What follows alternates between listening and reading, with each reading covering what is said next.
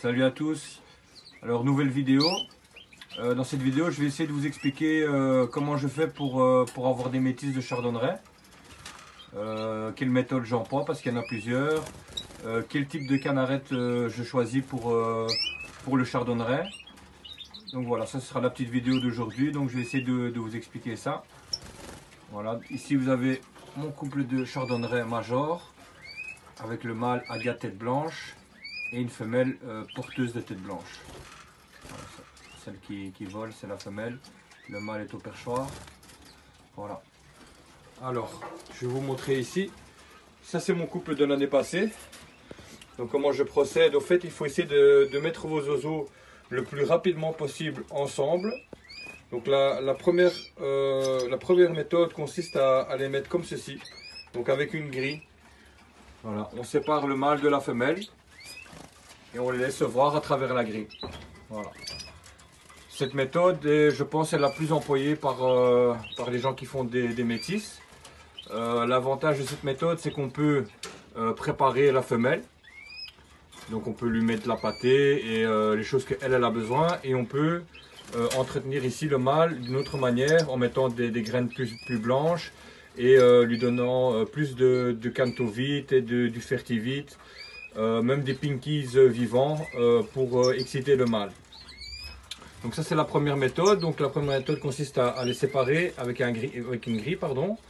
Et on va lâcher le mâle au dernier moment. C'est-à-dire qu'on va lâcher le mâle au moment où la femelle a terminé de construire son nid.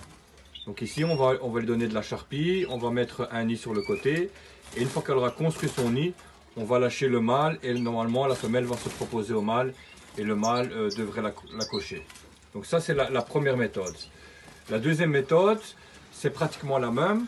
Donc on va séparer les deux oiseaux et on va lâcher le mâle avant la construction du nid. Donc on va le lâcher avant tout simplement et en espérant qu'il coche la femelle et qu'il s'accouple avec elle. Donc voilà. Moi tout simplement, ce que je fais, et je fais ça avec tous mes oiseaux. Pour l'instant c'est une technique qui fonctionne chez moi.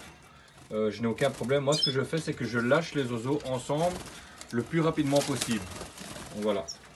Sauf s'il y a des grosses disputes, vraiment, à ce moment-là, j'essaie de séparer par une grille si c'est possible. Mais pour l'instant, je n'ai pas de gros problèmes. Donc, je laisse les oiseaux toujours ensemble. Ici, ce couple l'année passée, je l'ai mis directement ensemble. Au début, le mâle ne voulait pas que la femelle se mette au même perchoir que lui. Et après, on va dire 2-3 semaines, il la nourrissait déjà. Donc voilà, moi ça c'est la technique que j'emploie, par facilité. Voilà, je mets les oiseaux directement ensemble et je les laisse s'habituer l'un à l'autre. Alors il faut essayer de les mettre le plus tôt possible ensemble, hein, avec ou sans grille, dans la cage d'élevage pour qu'ils s'habituent à leur environnement, à leur cage. Donc tout ça, c'est quand même très important.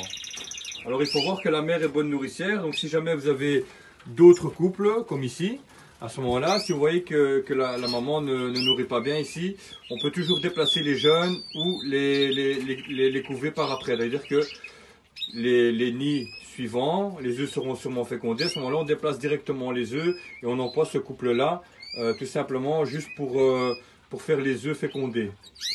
Alors quand vous faites des métisses comme ça, vous risquez d'avoir le premier nid, même le deuxième qui est non fécondé. Pourquoi? Parce que généralement le mâle chardonneret est prêt plus tard que la canarette. Mais ça c'est pas un souci. Donc on peut voir par exemple chez un mâle que le bec soit bien blanc. Donc il faut que la pointe du bec soit pratiquement tout à fait partie et que le bec soit bien blanc, bien rose. À ce moment-là on le voit bien que le mâle est prêt. À ce moment-là aussi le mâle chante. Donc c'est des signes qui nous annoncent que le mâle est prêt à s'accoupler. Donc voilà.